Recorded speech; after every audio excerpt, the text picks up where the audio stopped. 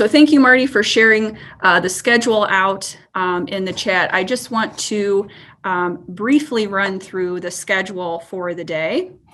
I'm going to go ahead and share my screen.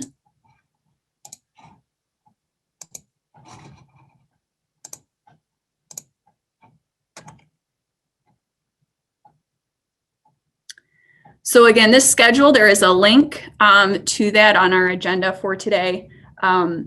So it will be on May 12th. That's a Wednesday. There'll be 2 sessions, 9:30 to 11, 1 to 2:30. We do expect our exhibitors to be there the full time. Our schools do have the option to pick either one, but it is about an 8:30 to 2:30 time commitment with a 2-hour break for lunch. So the day of, we'd like our volunteers and exhibitors to log into Zoom between 8:30 and 9, and we'll be showing you how to log into Zoom here in just a minute. We'll have about a 15-minute time frame for question and answer, any last minute things that we need to go over. We are going to have an opening session for our students to thank our sponsors, go over the schedule for the day, review Zoom etiquette, things of that nature, and remind our students to stay logged on because we are going to be doing a Kahoot trivia game at the end relating to the occupations and industries they saw, with a chance for prizes that have been donated by our local employers. So for you as exhibitors, you're going to have 1 hour to do your presentation or activity or whatever you plan to do. So Marty will certainly talk more about this, but as you begin thinking about what you'd like to do for your exhibit, keep in mind that students will be moving in and out of those breakout rooms throughout your session. So you'll want your activity, whatever you plan to do, to be really no more than 10 minutes. So that way, if a student comes in the middle, they can stay on and catch the beginning again. So about 10 minutes, time for question and answer, and you would repeat that, similar to an in-person event where you would have groups of students coming in and out, and you would repeat that activity as needed. We will do a closing session to, again, thank our sponsors, send out feedback surveys, and those students will have a chance to win prizes during that Kahoot trivia game. We have 10 prizes that students are able to win. So that ends at 11. And again, there is about an hour and a half, a 2-hour break for lunch. We'd like our volunteers and exhibitors to log back in between 12:30 and 12:45. And then essentially the whole thing repeats: the opening session, breakout rooms, closing session. I just want to briefly go through the landing platform. And of course, you can stop me if you have any questions. Feel free to put those in the chat as well. So you all received our landing platform link. So these are where our Zoom links are going to be. So they're actually live right now. You can click on them. You have to put in a password. We're not going to send the password out until 2 days before the event, just for security purposes. But we do have our links up here. So here is the link that students will use for the opening and closing general session. And then depending on what industry you are in, that is the Zoom link you will click on and that you will exhibit in. So how do you know which link you're going to be in? You would go to your exhibitors tab here, and we have all of our exhibitors listed, the occupations they plan to exhibit, and these are actually linked as well. So it will tell you which Zoom link you're going to be on. Students will have this as well. So they will be able to see all of the exhibitors and occupations that are going to be at the event beforehand. So that can help them plan and research before the event, so they can go to the event better prepared. Kelly and Tori and Stephanie have worked very hard on putting together a school pre-lesson, so students will have that preparation beforehand to go into the event informed. So feel free to peruse through there. There is a very basic agenda for the day on there. This video library, there's only one on here right now, but we are going to be recording snippets. So essentially one snippet of your activity, 10-minute snip of your exhibit the day of the event. And those will be posted here on our site because some of our schools are choosing to participate after the event and show those videos to students afterwards. So those videos will be posted on this tab. We highly encourage you to check out our sponsors for the event because without them, we couldn't have an event. We could not have this event without support from our sponsors. So I'm going to take some time right now to thank our sponsors. Our event sponsors are the MySTEM Network, DTE Energy. Feel free to use those emojis, the clapping, the congratulations for these awesome sponsors. Our media sponsor is McDonnell Garber Broadcasting. Our industry sponsors are the Michigan Energy Workforce Development Consortium, Munson Healthcare, the Operating Engineers, and RJG. Our educational sponsors are the Shoreham ISD, Wexford Missaukee ISD, and the Traverse Bay Area ISD. And our supporting sponsors are Boyne Highlands, Industrial Magnetics, McLaren Northern Michigan, Newton's Road, Springfield Inc., Team Elmers, TriMet Industries, and the UA Local 85 Plumbers, Steam Fitters, HVAC, and Service Techs. So thank you so much to our sponsors for your support of this event. Not that there's going to be any tech difficulties. Everything is going to run extremely smoothly. But if there are, we want to make sure our contact information is in many different locations. So if you do run into an issue the day of the event, depending on what it pertains to, if it's a general question, exhibitor, volunteer, school-related question, all of our operations team contact information, our phone numbers and email addresses are here. So feel free to call, text, email us with any questions or concerns that you may have. Any questions, comments about that information? Okay, I am going to turn it back over to Marty then, and she's going to talk to you more about how to operate Zoom. Thanks, Susan. All right, so when I asked everyone about the how to operate Zoom, I got a lot of responses, so thank you. And I got a few ones. I got a 7, which is awesome. So what we're going to do is I'm going to walk through Zoom for all of the individuals that aren't that quite familiar. So I'm just going to start very basic, and then we're going to get into a lot of other things as well. Okay. So Susan, would you mind sharing that screen for the exhibitor training outline, which everyone should have gotten as well? Thank you. All right.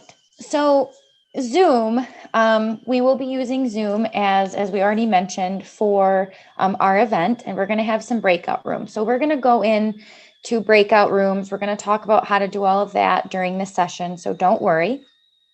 But if you need some extra or additional training just to make sure that you're an ace and you're a wizard on this platform, there is a lot of really great information on the Zoom website, and we have some links there available for you so that way you can get some additional training.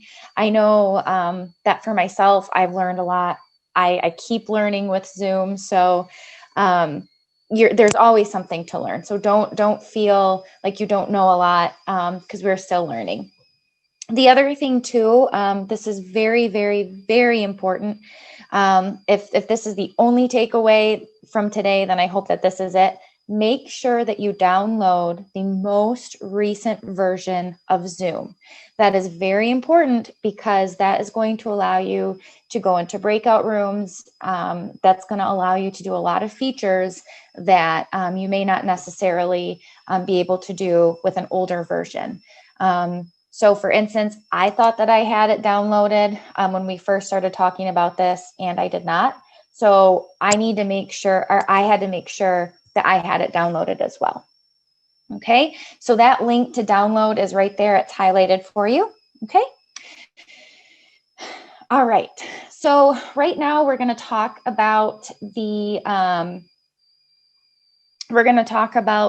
Zoom taskbar. So that's different than your computer taskbar. So if we start from left to right, you will see the mute button and the stop video button.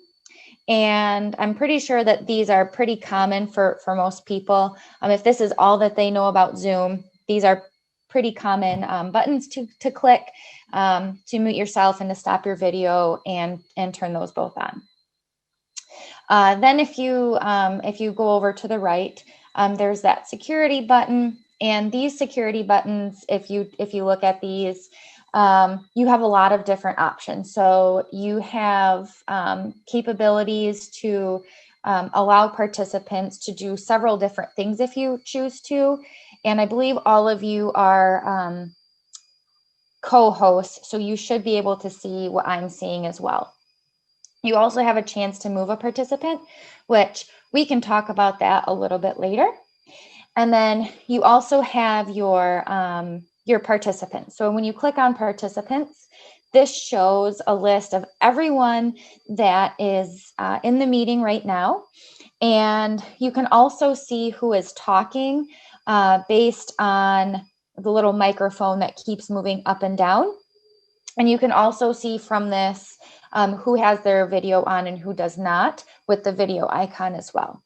Susan is sharing her screen, and so you can see a little green box with a little up arrow, and that means she is sharing her screen. Okay. You have the option, I believe, to mute some individuals, especially as a co-host. You can rename individuals as well if you'd like by clicking on the more. And you can also ask to unmute people as well.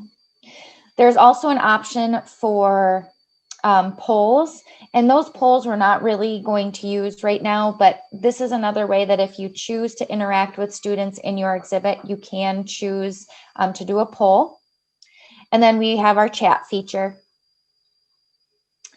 And we also have our screen sharing option, which we're going to get into in a little bit here. And then we have the option for breakout rooms and then those reactions. Okay, so those reactions are what we can use as well. So those are just the basics. Okay, so now if we go over these again, so students are going to have their video and their mute buttons turned off during the event as a form of security for the students. We will be able to see their name, their first name and last initial, I believe. So you can address the students individually if you'd like as well. They will be able to use the chat, but they will not be able to use the private chat. Okay, so when they want to say something in the chat, everyone's going to be able to see it. And when they do use the chat, and if they say something that is extremely inappropriate, if they use a little slip of the tongue and say, use a swear word for something is great, then we'll give them a warning. But if they're being a bully or they're not being very respectful, then this is where we can remove these individuals. And that security button is where you can actually remove a participant. Okay. And once we remove those students, they will not be able to come back because we are going to have a zero tolerance for inappropriate or disrespectful behavior. All right, so now with this screen sharing, everyone should be able to see the screen share or share screen, excuse me, and it would be sort of in the middle. It's green, and so if you click on that button, Susan, you might have to stop sharing your screen for all of us to be able to click on that. So if you click on that button, you should get an option to share several different screens.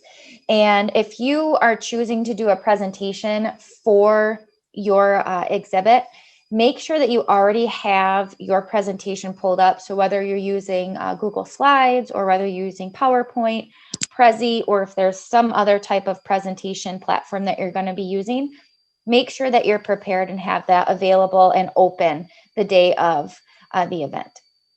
So from here, you can choose which screen to share.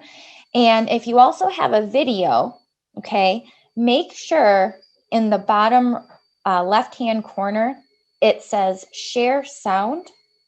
You want to make sure that you click on that, because when you click on that, that allows the sound from your video to come through so everyone can hear that clearly. Okay, and we're going to demonstrate this too in just a little bit. We also have on the share screen a chance for a whiteboard.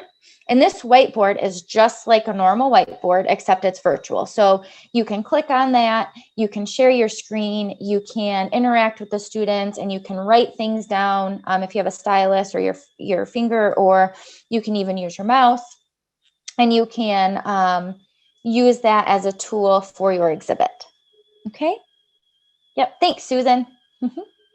So this is really nice. It's another way to be interactive with students.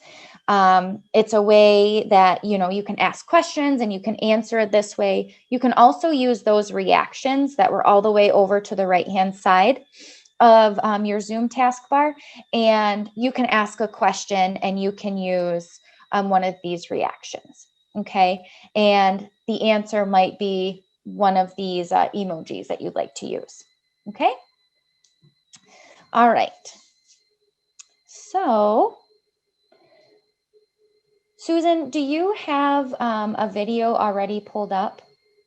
Yeah, I was going to use the My Career Quest video from 2019 to demonstrate the difference between clicking that share sound button when you share a screen and not. So I'm just going to get my video pulled up here. So the first time I do it, I am not going to click the share sound button so you can see the quality of the video, or the quality of sound. Today we're at the Grand Traverse County Civic Center at My Career Quest. So you can hear it. It's an kind of event fuzzy. that brings hands-on activities to students. You can also hear the presenter as well, a little bit more clear. So now I'm going to share it again, but I'm going to click the share sound and optimize for video clip. From the industries of manufacturing, construction, agriculture, hospitality, healthcare, and IT. We have 60 employers representing over 100 different occupations. We've targeted all 9 right now, county region, that's 30 There you go. districts. So you could see the difference in the quality of sound between clicking that share sound. I will say though, something that we have learned, when it pulls your sound from your computer, your microphone is not functional. So if you were trying to talk during the video, you would want to communicate with the students via the chat button, because it will not pull the sound from your microphone. It will pull it directly from the computer. thanks, Susan. So does anyone here want to try that? Or would you be a willing volunteer to try that on your end?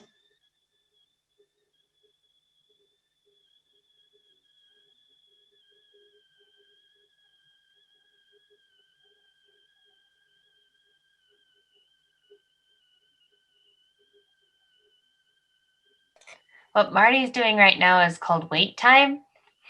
And educators use this to see if anyone actually wants to try and be brave. Oh, that's great.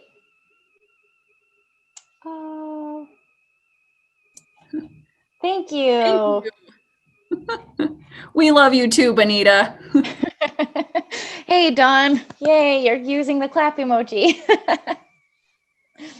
So this might be a good example of what Marty was talking about with using those emojis for using as questions to the students. So if you are if you are following along with the material and what we're covering, use the thumbs up emoji. If you could use that thumbs up emoji, if you're feeling pretty good right now, you're following, you're tracking, okay. If you still have questions, or we might need to talk offline, use the heart emoji. If you still need some love from us, you still have some questions that you need answered, use that heart emoji. Don't worry, we will. Okay. Okay. Great. So that was just an example of how you can use those emojis to engage with students, ask them questions. And thank you, Dawn, for sharing your screen. That was great. Now, does anyone feel free to continue sharing your screen? And if someone has a video that they want to pull up, just go ahead and share it. This is what this training is for all of us to learn and to help one another out. So go ahead, especially while I'm talking right now, that's totally fine. But for those of you that had some questions, is there anything that we can address right now? You can use the chat, or you can unmute yourself.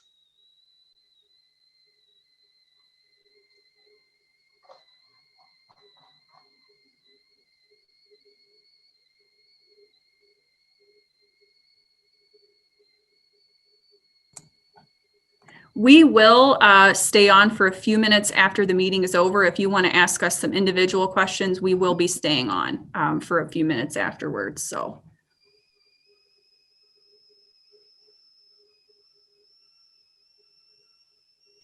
Now Susan is practicing her wait time.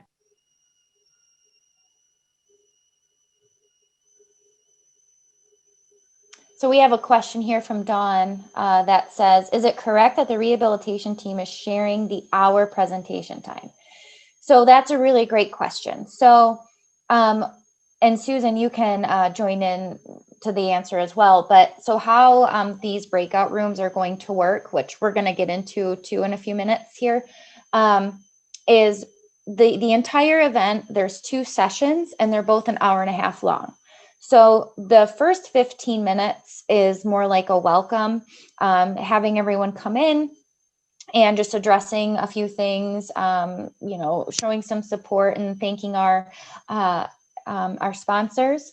And then we're going to go into the breakout rooms. So you'll have an hour in your breakout room, but you don't need to have an hour-long presentation because you're going to have students jumping in and out of that breakout room. So, you know, if you want to put together maybe like a 10-minute from start to finish with your presentation video and maybe a question and answer, and then just have that as an ongoing reel, so to speak, you know, a loop video, anything that you can relate to that. So that way you're always talking about something and you're just kind of replaying your presentation or video while students come in. You can also choose to have a panel. You can choose to address the students that are coming in and ask them questions. You can even ask the students what they'd like to learn too. And you can do that in your exhibit, but you will have 1 hour in your exhibit. Then we're going to pull everyone back for the last 15 minutes as a closing. And Ralph, do you have a question? I do. In previous conversation, Marty, you had mentioned about being able to put our videos on so that we wouldn't have to worry about doing that. Are you going to speak to that and how we would then pull those up, or will they just be there when we when we go into our rooms? Yeah, that's a great question. So every exhibitor will have a volunteer in their exhibit. And so that volunteer is going to monitor the chat for you. They're the ones that are going to make sure, you know, that there's no inappropriate things going on in the chat. And then they can also share your video for you as well. Now, if you have another person from your organization that's also going to be in your exhibit as well, and they want to share their screen, you can do that too. But yes, we can, our volunteers can share their screen and do all that for you, as long as you just let them know like when to stop, when to, you know, keep going. So yes. Yep. And I would just, like, as a volunteer coordinator for this event, I would just, like, right before the kiddos get in, I would make sure you chat with your volunteers so that they know that they're comfortable at answering and asking questions when you're comfortable answering and asking questions. And just like Marty said, knowing when and when not to share the screen. And because personally, as a facilitator and a presenter, I'm more informal. I'd rather answer the question in the moment. I also know that others like really want to get their presentation done and then answer questions at the end, which is 100% legit and totally fine. Just be upfront with your volunteer coordinator not volunteer coordinator, your volunteer in your breakout room with that at the beginning. Yep. And Dawn, I'm not quite sure what you're talking about when you're saying that it includes OT, PT, and ST.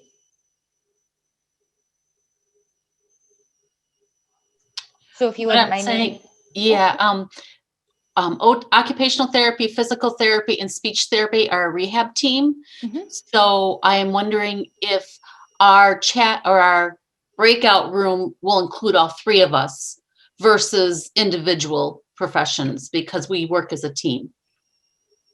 That's what I'm wondering, because my manager thought that all three of us were going to be in the same little session together, so we would bounce off each other. You will be. That's Okay. correct, Dawn. Yep. So if you wanted to do 10 minutes about OT, 10 minutes about PT, 10 minutes about, I'm sorry, did you say speech or physical therapy? Speech therapy? Speech therapy. You could do that. That is, or like you said, if you just bounce off each other and, those three individuals, talk, within that 10 minutes, that's great too. But yes, you're correct. They will all be in the same breakout room. Great. All right. Do we have any other questions, or should we move on? Joe, you have a question? Yeah. Munson obviously has several of us in different departments. We're going to be separate, not all together in one? That's correct, Joe. I'm working with Gina Okay. to get those breakout rooms organized. Okay. Yep. Great questions, everyone. Thank you. My question is, what is the best learning tool for these kids right now, since they're on so many computer Zoom meetings? I'm just not real clear how to reach them to help them truly understand, because they're doing hands-on is not going to work in virtual. And I'm just uneducated in what is the best learning style to be presenting in with so much virtual stuff going on. Do you guys have any insight to that? Yeah, Dawn, that is a great question. That's the question of the day. And if you don't mind waiting a little bit, we have a whole section with some tools to help make your presentation interactive. Do you mind waiting until we get to that section? Because we are going to spend time on that. Okay, thanks, Dawn.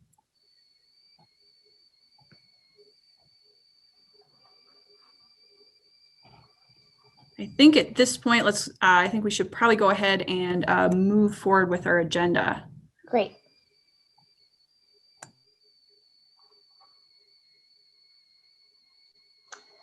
All right. So let me just share my screen here. Or Susan, are you going to share your screen again?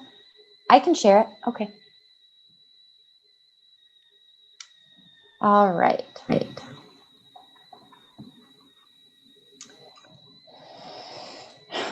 Okay. So, so the next thing that I'd like to share with all of you. So we went through the screen sharing. I think we kind of know how to do that. If we need some additional help, like Susan said, we'll be on here for a few minutes afterwards, and you can ask us a question, or you can reach out to Susan or myself, and we will help you at another time as well.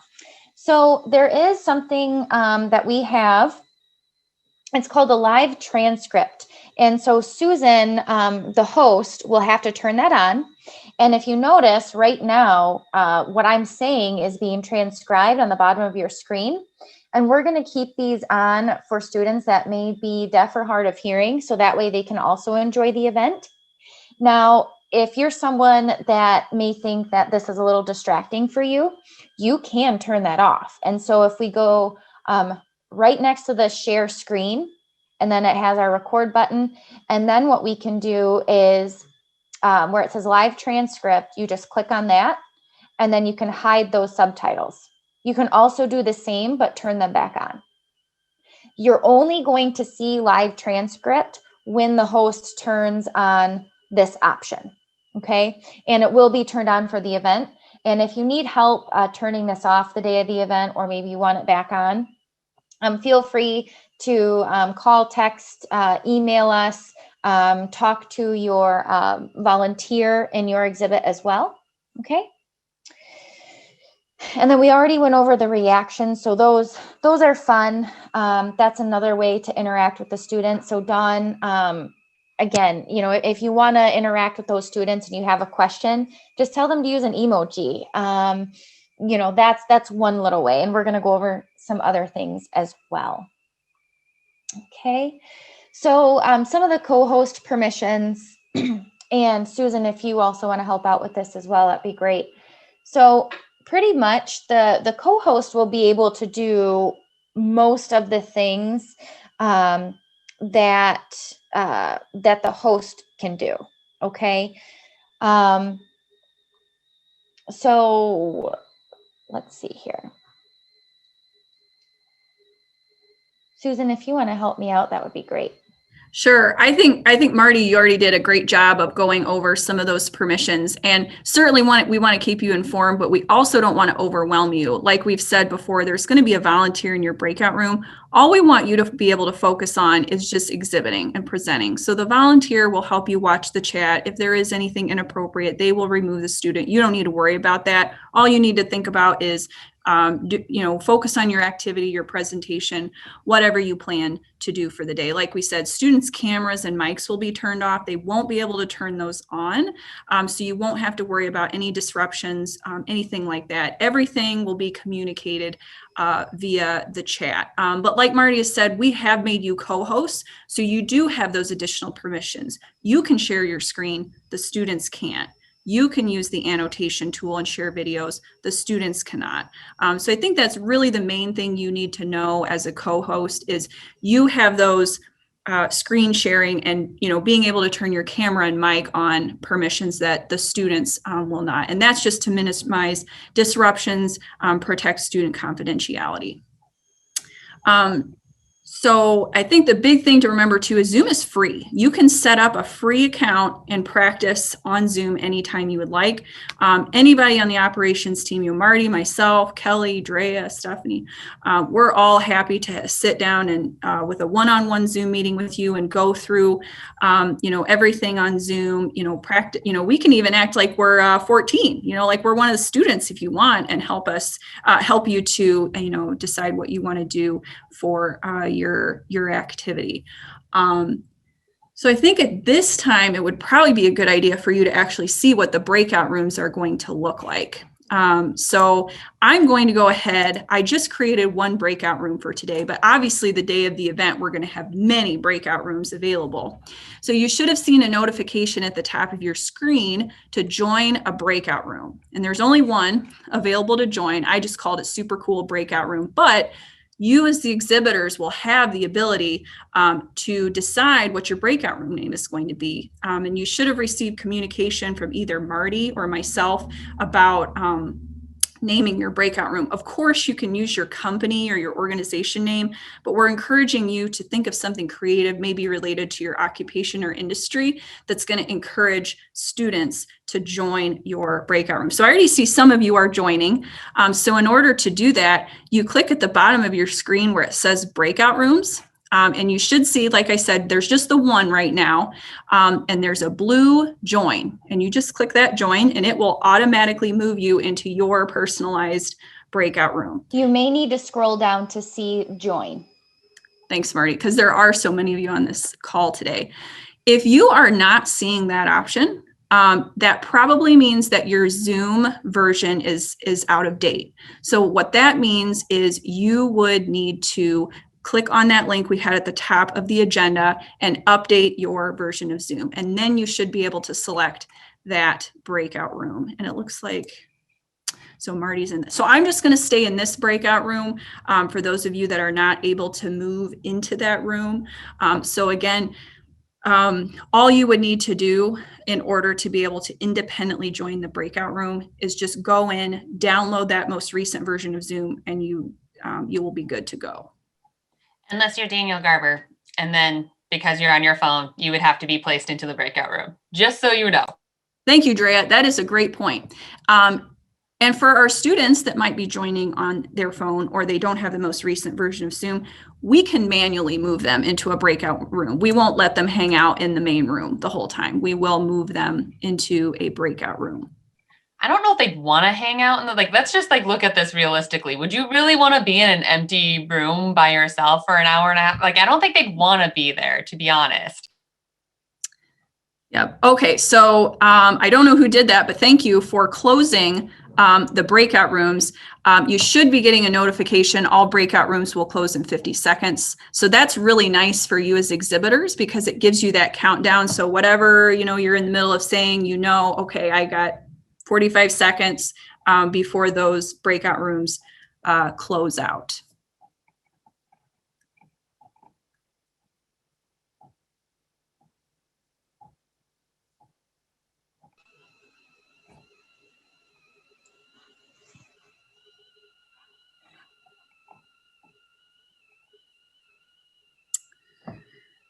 So as you all are joining back in, you essentially did what the students are going to do. You as the exhibitors are going to obviously stay in your breakout room the whole time, but the students will be able to move independently between those rooms and they will get the notification when the breakout room closes. They will be moved back to that main room. I think everybody is back now. So any questions about the breakout rooms and how that's going to work?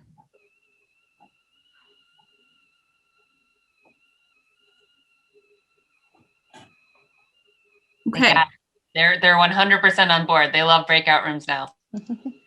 Every time we've done this training, it's gotten better and better. I mean, there were some of you like moving into the breakout rooms as I was talking. I mean, you just automatically, moved into that. So great job. Like I said before, though, if you weren't able to join independently, all you need to do is just download that most recent version of Zoom and it'll fix the problem. Yep. So I'm going to turn it back to Marty to talk about some video basics. Yeah, thanks, Susan.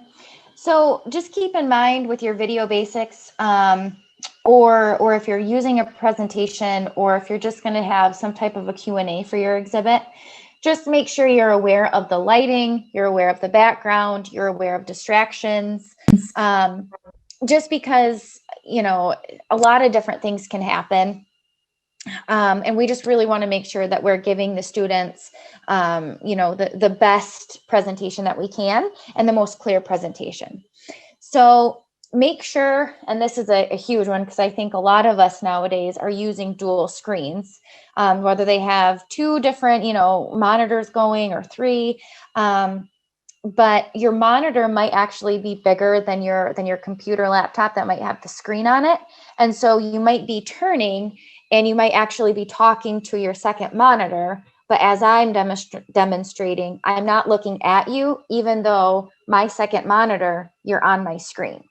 So just keep that in mind, that you're facing the camera, wherever that camera might be, and that you're prepared to do that. The next thing, if you're having some issues with Wi-Fi, and most of us might be at home, or if we could go into the office or whatever the case might be, you might want to hardwire that in, just so that way you have a very streamlined connection for the day of the event. And hopefully that would minimize any technical difficulties that we may encounter. Okay, so do we have questions with that, or are we good on that? All right, I'm not seeing questions, but if there are questions, feel free to ask at any time. So there are three different types of setting up your exhibit. And I think some of you might have a really good idea of what you're going to do for the actual event. But we do have some examples on this outline for you that we have shared several times in the chat. And so you can look at all of these different videos just to get an idea for what you want to do. Maybe some of you are already working on something, but you can do a panel discussion. You can do a talent tour. You can demonstrate however, something works, and you can just show the students. And we're hopeful that it's like short videos. because, you know, students nowadays, I mean, TikTok is everything and they're really short videos, right? So if you want to create a TikTok for the actual event, go for it. And that would be a great way to connect with students. If you want to do a really short video to connect with students, that would be great too. But all of these students and all of these schools have signed up because they're interested in learning about careers. They're interested in what you guys have to say. So just keep that in mind. What each and every one of you are doing is great. So Joe, you raised a hand. Yeah, would a short PowerPoint be okay, or Yeah. why not? Yep, a short PowerPoint would be perfect. A lot of exhibitors are doing a presentation like that. So you can put together a PowerPoint. You can mix a PowerPoint and a video if you want. I see like you're in a really cool setting right now, and I don't know if that's your background, your virtual background, or if Yeah, it's it's a real. background. It's background. It's really cool. I think you mentioned that you're from Munson, so I wasn't sure. It was like very cool. So you could also like take some videos or snapshots of like your departments and like some equipment, and, you know, with x-ray machines, that would be cool too. Like taking an x-ray of something and then showing the students what that looks like. You can have pictures on your presentation and you can explain that during that PowerPoint presentation.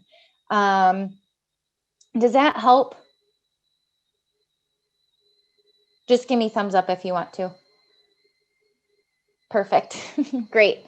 So, so yeah, you know, short presentations. We don't want to make an hour-long presentation, but if you want to do like a couple 5-minute videos, I know someone mentioned maybe doing that.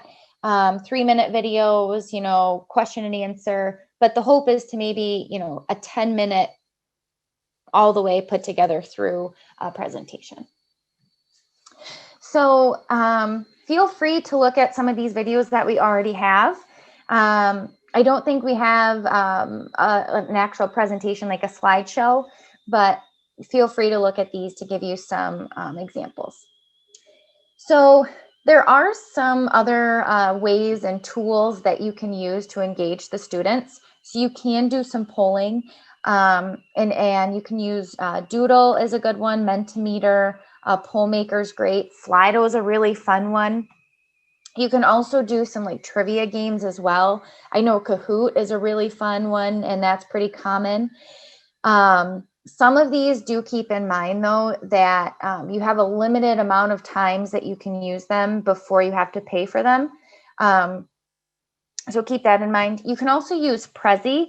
Prezi is more of like an interactive slideshow. I don't know how many of us have seen or used a Prezi presentation, but you could also do that. And if you can think of anything else, I mean, go for it. You can use that as well. Okay. So I will be there to help you and guide you the day of the event. I'm here now and all the way up until the event as well. So feel free to call me or text me, let me know what's going on, and I will do my absolute best to help you.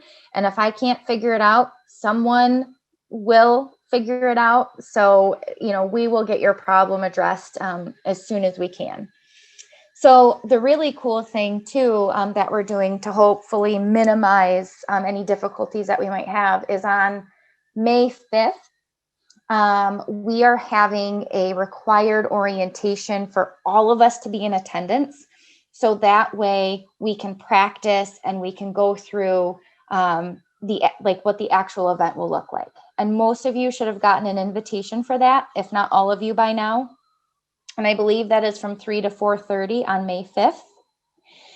And if you have, let's say you have 5 people that are going to be in your exhibit, all 5 of you don't have to be there if there's, you know, conflicts with schedules, but just at least one person, one representative to be present that day. Okay. All right. So any questions right now? We're good. We're good. That's great. So, you know, just remember that, you know, these students are in 9th and 10th grade, 14 to 16 years old. And there's three modes of learning. So they like to listen, they like to see, and they like to learn, and they like to ask questions. So just make sure that that you're just having fun. And I'll turn this over to Susan. Thank you, Marty. Yes. So, everything that she said is exactly right. Mixing up those ways you engage with students. So having a part of your exhibit they listen to, having a part of your exhibit that they see, having a part of your exhibit they experience. That looks a little bit different virtually, but as you've seen, using those emojis, Marty went through these free tools that you can use. You can poll your students. How many of you are interested in a career in construction or healthcare or IT or the military? Polling students at the start, asking what they're interested in, using word clouds, using trivia games. I've heard from many of you that you do plan to use a short trivia game via Kahoot to get their interest. Any way that you can mix up the modes of learning, using a PowerPoint, doing a little bit of talking, using a video, mixing it up is going to keep your exhibit interesting. It's going to engage your students that are in your breakout room. And I don't think we've said yet, but you can have up to 200 students in your breakout room at one time.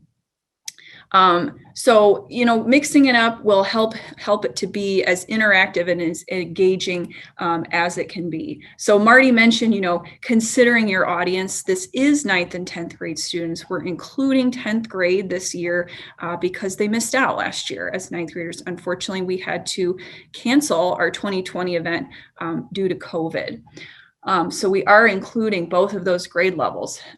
We expect to have over 4,000 students at this event from all over our region. So you're going to have many students from many different areas to reach out to the day of the event. We've talked a couple of times about timing, but making sure within that hour, we don't necessarily want your activities to last that full hour. So maybe you've got a 2-minute video that you show.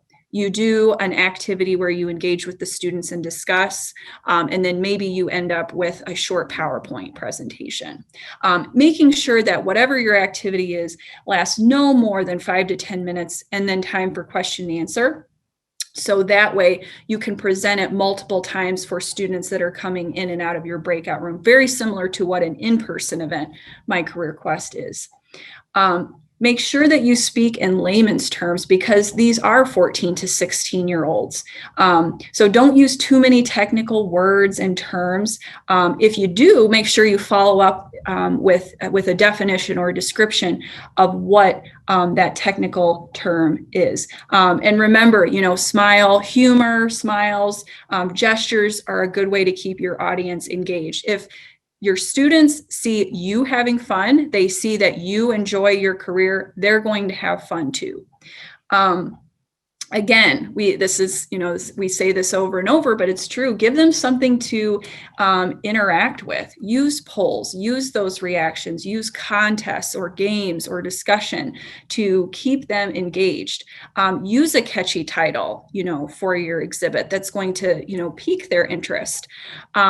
One suggestion too for videos, some of our exhibitors are using videos where there's no talking. It is just pictures and pictures along with music in the background.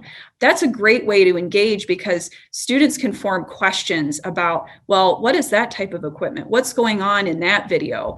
And that can be followed up with a discussion. Even a picture slideshow for what goes on at your company or organization, and following that up with a discussion is a great way to engage with students. Ask questions. Ask your students questions throughout the exhibit to pique their interest and keep them learning. Use that question and answer. You will have a volunteer in your breakout room with you to help monitor that chat and make sure that you are catching all of those questions. So some examples might be, what do you think we use this kind of tool for? Or can you think of any other reasons why? Ignite their curiosity. Put yourself in a kid's shoes. What would they be interested in learning or knowing? What are some questions that might interest them? So some tips for your team, make sure that everybody is trained beforehand. We have shared out this handout. Feel free to share that with everyone on your team that's going to be presenting. We are recording. I think I saw a hand. Tanya, did you have a question? I did, thank you. If we were going to utilize the chat box for answering questions, if we were to ask a question and, if you know the answer, put it in the chat box. Is there a way we can clear that chat box in between each kind of 10-minute session so that the answers aren't there for others to see? There is not. Okay. Unfortunately, there is no way to clear the chat without actually physically closing down the Zoom meeting. So I will say between the two sessions, though, those chats will be closed out. So what you could do to kind of hide those answers, you could have something at the end with, asking them a question about what was your favorite thing you learned, or what did you like most? And then that will, fill up the chat to where those answer questions will be so far to the top that students will not see them. And I would also say too, that when a student joins your breakout room, they will only see chats from the moment that they join. They will not be able to see any of the previous chats. That's actually the reason why some of you may have been wondering why we're sharing the agenda over and over again. That's because as people join in, they're not able to see those previous chats. So we've shared that agenda multiple times as people have joined in to the Zoom meeting. Is that good? That's good, thank you. Okay, great.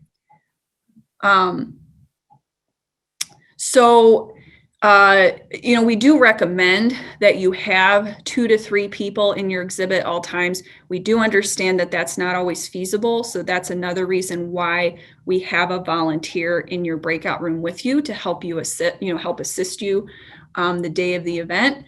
Again, those session times are 9:30 to 11, 1 to 2:30.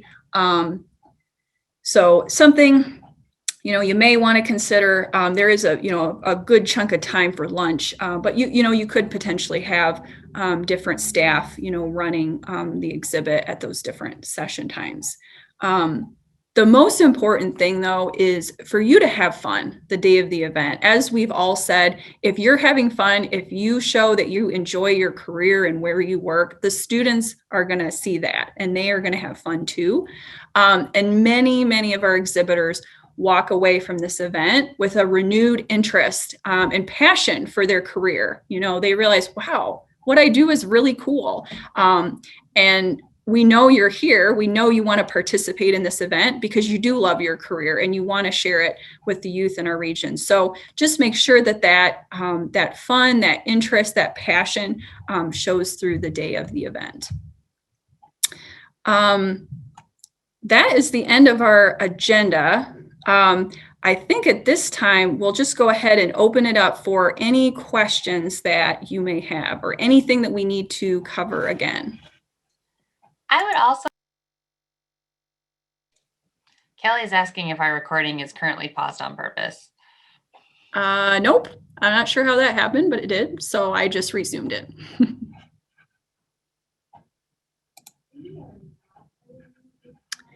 Maybe we could open it up to, since we have a little bit of time, if any of you would be willing to share, what you plan to do for your exhibit or some ideas that you have.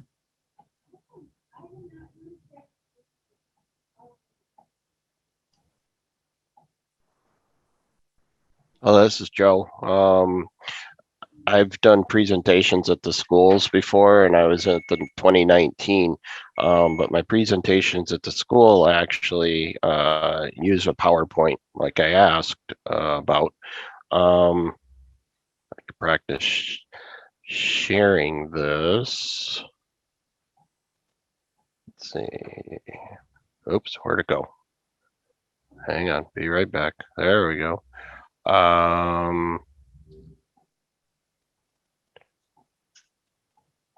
Everybody see that? Yes. Yeah. Yeah. So, and then I just go through it. Yeah. Nice. And then I'm going to talk through it, you know, and if they have questions, I'm fully interactive with it. So that's what I'm thinking I'm going to do. That's great. I love how you don't have a lot of text on your slides. Mhm. I love how No. you're, like you said, you're going to talk through it. I think that encourages questions and more discussion. Right. And your graphics look really nice on your PowerPoint too. Thanks. Yeah, I was just gonna say, I love the bright colors and I was just popping on the screen. It looks really good. I still like your Zoom background, Joe. So I thought it was real. So that Well, was great. we do have that system in Munson. We don't directly work on it, but it is something we have. That's the Da Vinci surgical robot. Whoa. I bet you're going to have some students that are interested in that. Hope so. So how do I unshare now? Oh, there we go. Stop share. Done. There. Yep. Yeah, what I was thinking of doing was when I chimed in earlier about it, you know, I don't really think I want to use a video or something like that. I was planning on probably one of the first things that when you meet kids that are interested in doing IT, which is my particular profession, it's pretty rare that they're like, you know what I want to do? Programming initially.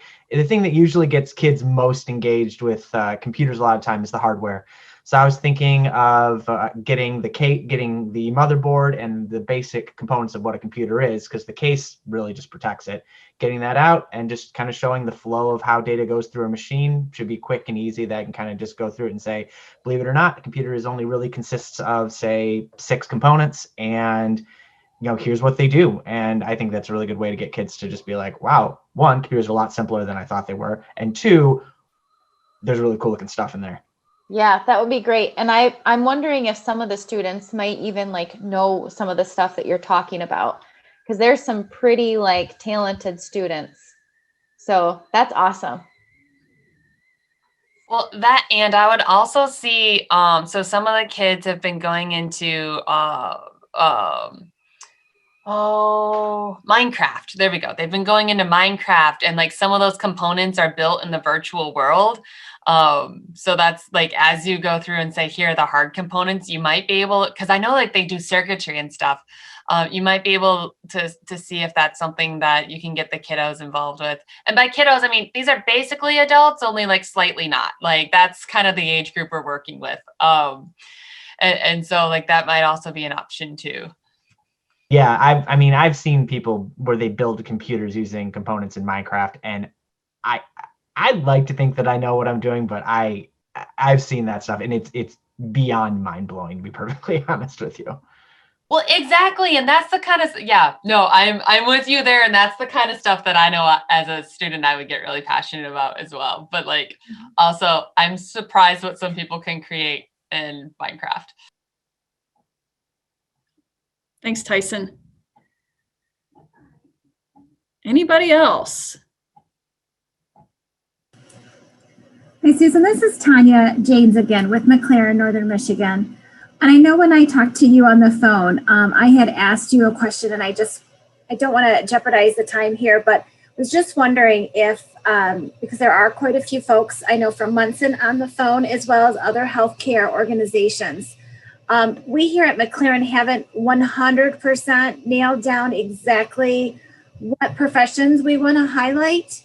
And so if there's opportunity to not necessarily duplicate what might be highlighted from another organization, I certainly would love to be able to have many options for students to choose from, and not as many duplicated things. So if there's others from healthcare that are on that might know exactly what they're highlighting as far as the career, if they would mind sharing that will just help us direct ourselves in what pathway we want to go down.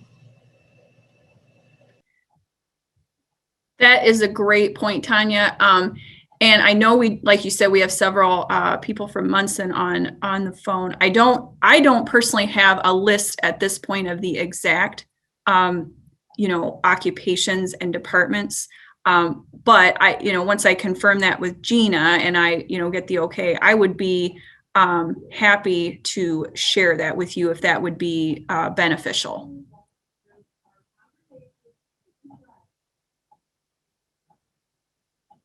Oh.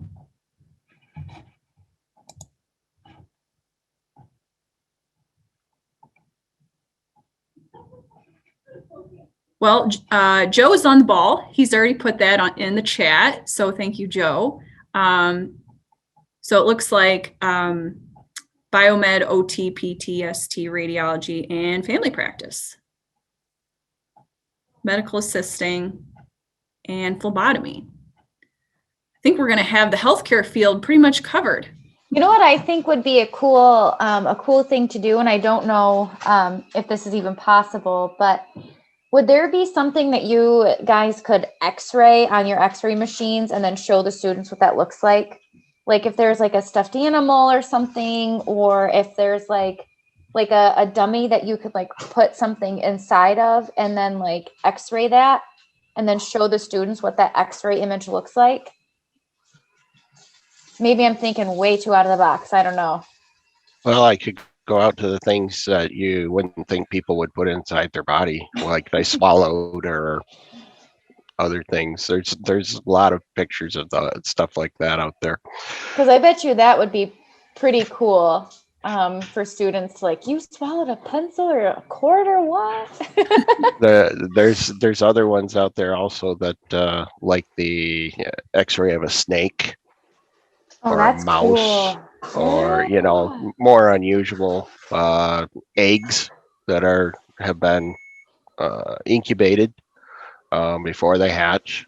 So yeah, there's a lot of good X-ray videos out there. I could throw something on in the biomed stuff. I bet I'm excited. Like, I bet you those would be cool things to do. I know. I kind of wish I was a student so I could just go around and see everything that you're going to be doing. Well, isn't that what May 5th's about? That's true. I'll have to be really quick though and jump into all those breakout rooms. I'm assuming you guys don't want to be on there all evening. So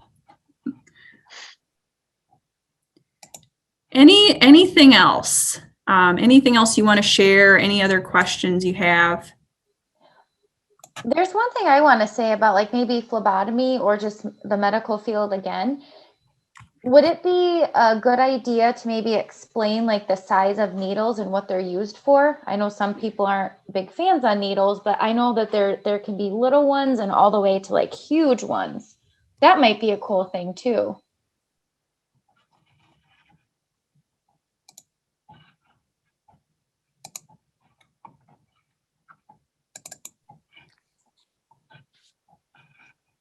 Yeah, for phlebotomy, that was kind of what we had planned. I was actually kind of chatting with one of my coworkers during this, and we thought that so we didn't have to keep poking the same person a bunch of times for the whole exhibit. We thought we'd make a video of a blood draw start to finish, and then we do have a few slides already made from our educational PowerPoint that I was going to pull that shows the different equipment that we use, because there's different types of needles and different devices we can use to obtain blood. And then with the TikTok thing, that actually kind of got me thinking. I was thinking maybe we could take the kids up to the main lab virtually and do a TikTok video of a tour through the main lab. Once we obtain the blood, this is what happens next. That sounds great. Yeah, they're super visual. So like that's like we're not like gearing y'all towards TikTok just because TikTok's amazing. It's like the kids are super visual and we're looking at what tools they're using, so we might as well use the same thing.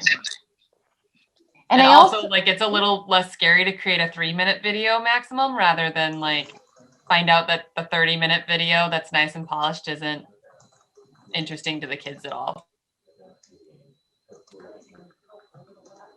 So this is Tanya again.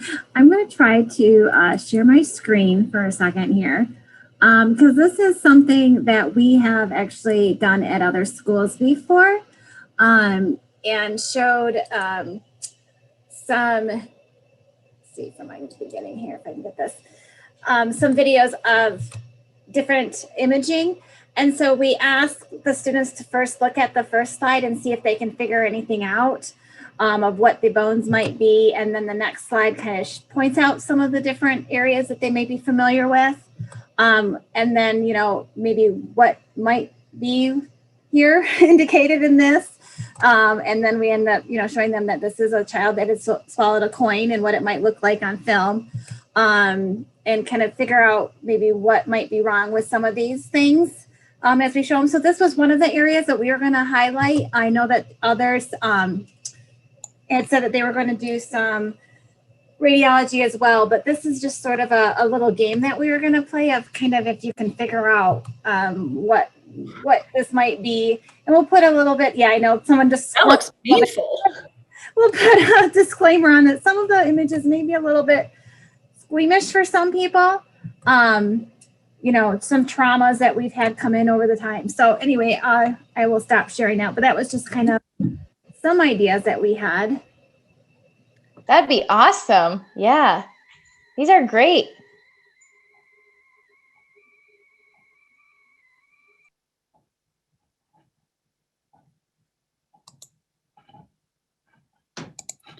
And I would say to, you know, I see some of you, you know, saying we have a similar presentation.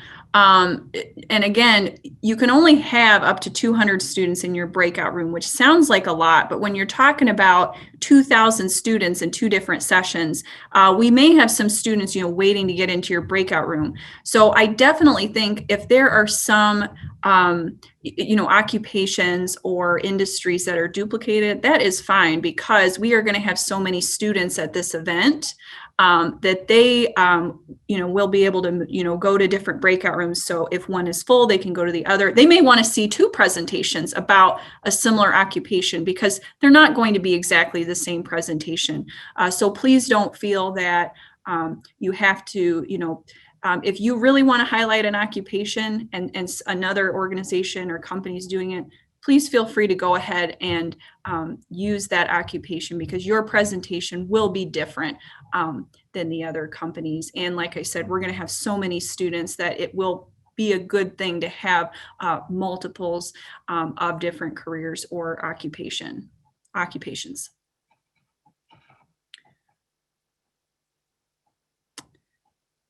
I think with that, like I said, we are going to stay on for a few more minutes for individual questions, but I just want to thank you all for taking time today to be a part of this training. Feel free to reach out to us with any other questions you may have. We're really excited for May 12th, and we hope that you are too. We will be seeing you on May 5th, though, for that orientation, that dry run through of the event. So thanks to all of you. Again, we look forward to seeing and talking to you here in a couple of weeks.